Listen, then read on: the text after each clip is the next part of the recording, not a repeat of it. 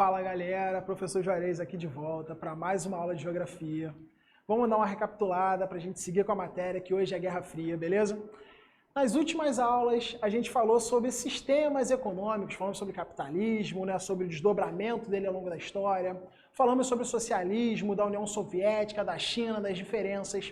E hoje a gente vai falar de um momento histórico com uma representação geográfica muito grande, que é a Guerra Fria. Galera, o que a gente vai ter nesse momento aí da Guerra Fria?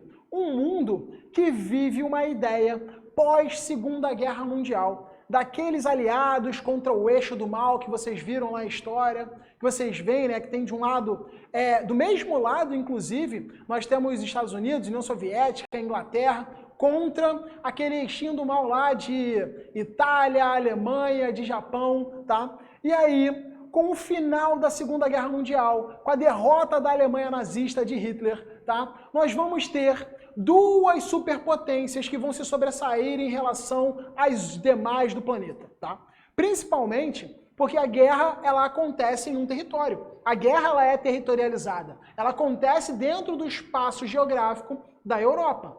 E isso vai trazer muitas consequências para os países europeus. Países que até aquele momento representavam as potências do mundo. Países que tinham colônias na Ásia, países que tinham colônias na África, que tinham algumas colônias na América Latina, tá? Que eram os principais países do mundo. Só que a guerra, ela trouxe muitas consequências e ela fez surgir com isso duas novas superpotências. De um lado nós vamos ter Estados Unidos, e do outro lado nós vamos ter a União Soviética, a União das Repúblicas Socialistas Soviéticas, beleza? E essas duas superpotências, elas vão entrar em um embate que vai ser gigantesco.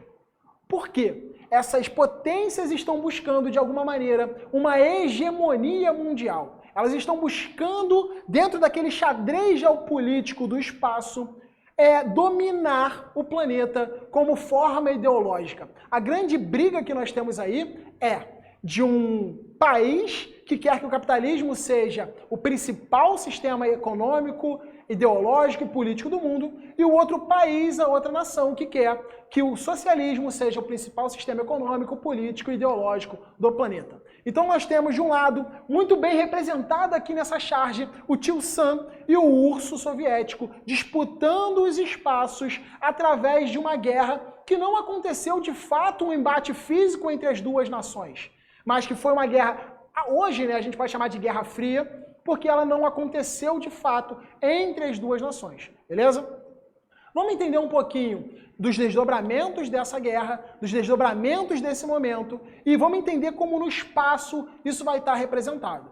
Por exemplo, a guerra é chamada de fria pela falta de embate entre essas duas nações, entre essas duas supernações. Mas o que a gente não pode esquecer é que essas nações, elas apoiavam, tá? Elas apoiavam de forma direta e indireta outros espaços no planeta, beleza? Por exemplo, alguns lugares, né, na Ásia tiveram guerras acontecendo. E olha que curioso, os países superpotências, né, Estados Unidos e União Soviética, eles não entravam num conflito um contra o outro diretamente. Mas geralmente, quando existia algum tipo de conflito territorial, por exemplo, a Guerra das Coreias ou a Guerra do Vietnã, tá? Geralmente nós tínhamos o apoio dessas superpotências para um dos lados. E isso era uma forma de mostrar como eles eram influentes e como eles conseguiam, de alguma maneira, financiar esses conflitos que aconteciam em outros espaços. Conflitos esses que a gente vai chamar de conflitos quentes, tranquilo? A Guerra das Coreias é um grande exemplo. A Coreia do Sul, que vive uma ideologia mais próxima ao capitalismo, que vive uma ideologia capitalista, nós temos a Coreia do Norte vivendo uma ideologia socialista, beleza? Até hoje, o embate persiste, mas sem um conflito direto. E nós temos aqui, ó, no Vietnã, a mesma coisa. Os Estados Unidos até participou diretamente dessa guerra do Vietnã. Perdeu para os vietnamitas e hoje o Vietnã, galera, é um dos poucos países socialistas que nós temos no planeta. Tranquilo? Então, Esse é um desdobramento da Guerra Fria. Embates que são físicos acontecendo de fato. Tranquilo? Mas, na verdade, grande parte da Guerra Fria, ela era, né, o xadrez dessa Guerra Fria, acontecia através de medidas que eram muito mais no subjetivo das pessoas do que propriamente com ações bruscas, diretas. Por quê? Existiam formas, né, de marketing, de propaganda desses países que colocavam sempre um contra o outro. O cinema, os quadrinhos, até mesmo os desenvolvimentos, né, tecnológicos, científicos desses lugares, eles eram colocados como grandes exemplos dessas nações. Tranquilo? Aqui de um lado, nós vemos uma propaganda soviética colocando ali a viagem para o espaço como o grande avanço e grande exemplo deles. Eles chegaram primeiro ao espaço que os estadunidenses, por exemplo, tá? E do outro lado, nós temos ali o Capitão América, que tem como inimigo o soviético. O capitão que leva a bandeira dos Estados Unidos em seu uniforme. Olha que propaganda absurdamente forte, tá? Nos quadrinhos que vão para as crianças, beleza? Nós temos o Capitão América contra os soviéticos, que eram um grande mal do mundo. Então a propaganda era algo fundamental para esses conflitos entre as superpotências soviética e estadunidense. Beleza? Qual desdobramento nós temos no território sobre esse conflito, galera? Nós vamos ter uma divisão dos espaços em 3 mundos diferentes, tá? É uma denominação que nós não usamos mais. Primeiro, segundo e terceiro mundo. Tranquilo? O que acontece? O primeiro mundo, galera, vai ser dos países que são economicamente fortes e que são capitalistas. Ou seja, os países capitalistas mais ricos, eles são chamados de primeiro mundo. Como vocês podem ver ali no mapa, em amarelo, ó, nós temos a fração lá da pontinha, Estados Unidos e Canadá como primeiro mundo. Nós temos a Europa aqui, ó, aqui, coisinha linda aqui, a Europa. A França, nós temos uma parte da Alemanha, nós temos o Reino Unido como o primeiro mundo. Olha lá, na Ásia aqui, ó, aqui na Ásia. Nós temos o Japão como o primeiro mundo, beleza? Capitalista e desenvolvido. Nós temos a Austrália aqui, Nova Zelândia também como primeiro mundo. Tranquilo? São países capitalistas e desenvolvidos economicamente, beleza?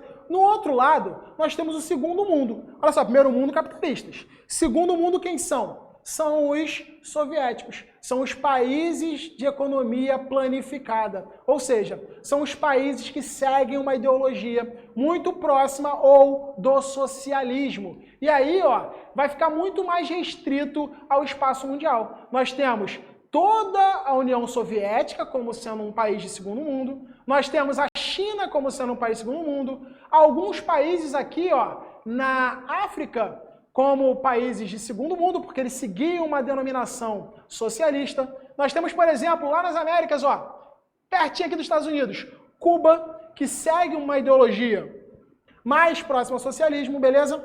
E isso era a divisão. Primeiro mundo, capitalistas desenvolvidos. Segundo mundo, países socialistas, né, de economia planificada. E terceiro mundo, quem são? Fala comigo, Juarez, quem são os países de terceiro mundo? Aqui em verde, galera, nós estamos vendo os países que representam o terceiro mundo, tá? E o Brasil está dentro deles. Olha que curioso.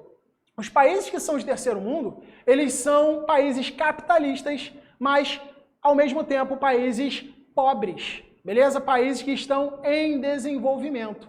Ou seja, primeiro e terceiro mundo, capitalismo, e segundo mundo fala de socialismo, países de uma economia planificada. E conseguir entender como eles se desdobram, né, como eles se movimentam pelo espaço, é extremamente importante. Majoritariamente aí você vê que o domínio dos países capitalistas é maior do que o domínio dos países socialistas. E isso vai ter desdobramentos muito importantes para frente, como por exemplo, quando nós falamos sobre a corrida armamentista. Olha só, galera, embora não houvesse nenhum tipo de conflito direto entre as superpotências, eles passaram a desenvolver, tá, durante um período chamado de paz armada. Por quê? Porque eles passaram a desenvolver uma grande quantidade de armas e de tecnologia bélica para que, se houvesse algum tipo de conflito, eles conseguiriam, né, sair vencedor ou perdedor dentro desse conflito. Na verdade, Se Estados Unidos e União Soviética entrassem em um conflito direto, todos nós sairíamos como perdedores, porque eles já tinham desenvolvido uma tecnologia nuclear, eles já tinham acesso a armas nucleares. Ou seja, em caso de uma guerra nuclear naquele momento, ou em caso de uma guerra nuclear hoje, por exemplo, nós vamos ter uma grande parcela do planeta sendo afetada, com risco até de extinguir a população humana se todo o poder bélico for utilizado, beleza? Uma outra faceta importante, uma outra característica, cara importante dessa ideia de Guerra Fria foi a corrida espacial. Galera, a corrida espacial nada mais, nada menos servia para mostrar para o mundo quem tinha a soberania tecnológica. Se eu consigo chegar até o espaço, o que eu não posso fazer? E aí isso estimulou muitas viagens até o espaço, muitas explorações espaciais, culminando, por exemplo, na chegada de uma tripulação estadunidense até a Lua, beleza? Isso era simplesmente para mostrar o poder tecnológico e a condição de financiamento que os países tinham para isso. E aí está um dos problemas da União Soviética. A União Soviética, ela não tinha uma política capitalista, obviamente. Se ela não tinha uma política capitalista, ela não tinha uma comercialização dos seus produtos em uma escala global. E isso fazia com que os investimentos internos da União Soviética, em algumas áreas de base, em algumas áreas que são voltadas para serviços públicos, tá?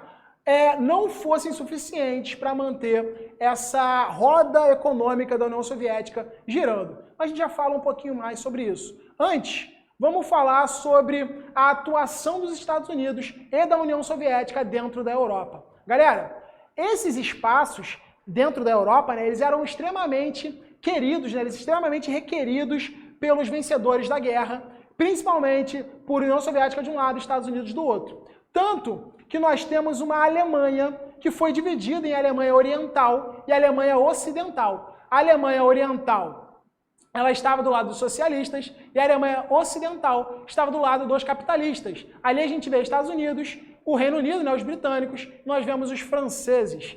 E isso mostrava uma grande diversidade entre os espaços. Um espaço era muito mais desenvolvido economicamente, o espaço capitalista, e o outro espaço tinha muito mais problemas sociais e desenvolvimento, que era o espaço dos soviéticos. O que traz aí, na história, vocês veem muito isso, de pessoas tentando atravessar de um lado para o outro, mas não podiam atravessar, porque existia um muro dividindo Berlim, né? Um muro dividindo os espaços da Alemanha Ocidental e Oriental. Tranquilo? Mas uma medida muito importante feita pelos Estados Unidos foi para evitar a expansão soviética dentro da Europa. Olha só, galera, os Estados Unidos participou da guerra? Participou.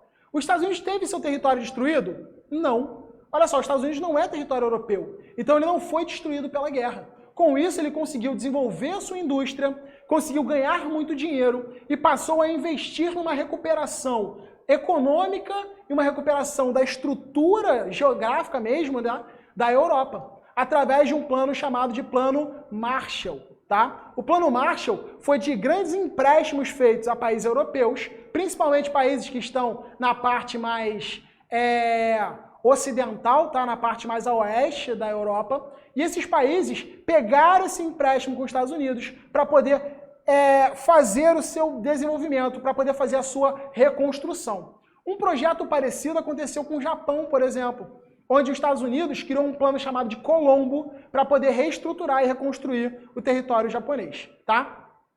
Visto essa recuperação da Europa como um todo, principalmente de uma parte da Alemanha, da França, um pouco menos, né, da Espanha e de Portugal, a gente vai ter uma divisão muito forte entre os países que pertencem aos socialistas e entre os países que pertencem aos capitalistas. E essa divisão é conhecida pela gente como cortina de ferro. Era algo que não se transitava, não se passava de um espaço para o outro, não se tinham grandes negociações de um espaço para o outro. E essa era a grande divisão da Europa naquele momento da Guerra Fria. De um lado socialistas, do outro lado capitalistas. Beleza? Uma coisa curiosa que a gente pode destacar é que, embora não pareça, o continente africano foi positivamente afetado nesse momento. Por quê? Quando nós tínhamos as grandes nações mundiais, como as nações europeias, existia um processo de neocolonialismo na África. O que é o neocolonialismo? Eu, nação europeia, vou ocupar países na África porque eu quero ter mercado consumidor, porque eu preciso de mão de obra, porque eu preciso de matéria-prima. Então eu vou ocupar esse espaço, vão ser espaços agora meus, tá? Eu vou comandar esses espaços e isso vai fazer com que eu cresça economicamente. Só que isso era bom para a África? Não. Isso era péssimo para o continente africano, tá? As divisões, por exemplo, geográficas que existem na África hoje não são aquelas do passado, antes dessa divisão do neocolonialismo europeu, tá certo? E uma coisa interessante que começa a acontecer no pós-guerra, tá? Muito influenciado por esse crescimento, essa maior independência, essa influência dos espaços, é que a África, né, passou a ter como continente, né, passou a ser um continente que viveu nesse momento grandes processos processos decoloniais, processos que esses países deixavam de ser colônias e passavam a ser independentes, beleza? Então isso é só um destaquezinho rápido dentro desse contexto da Guerra Fria. Para nós podermos continuar, para a gente poder continuar, vamos falar rapidinho sobre a caminhada para o fim, né, da União Soviética, que deu início ao mundo que nós conhecemos, muito mais próximos ao que nós temos hoje, tá? O que acontece, galera? Lembra que eu falei dos investimentos? Investimento bélico, investimento em corrida espacial. Galera, a União Soviética, dos anos 70 até o seu fim, ela passou por grandes problemas em sua economia. A economia começou a entrar em crise, porque esses investimentos, eles não tinham um retorno financeiro para o país.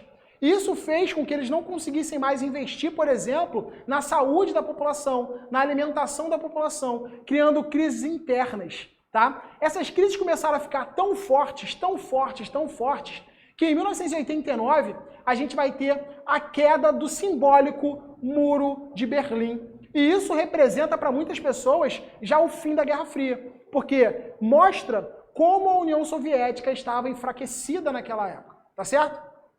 Contudo, a gente vai ter lá em 1991, né, na verdade, o fim declarado da União Soviética. Por quê?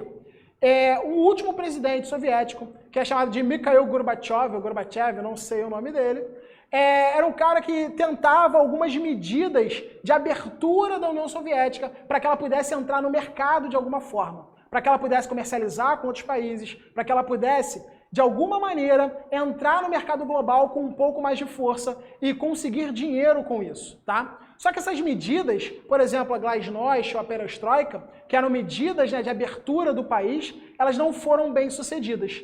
E foi aí que, em 1991, tá, a gente passa a ter o fim desse governo e a gente tem, com isso, a dissolução da União Soviética, dando fim, de fato, à Guerra Fria. Beleza?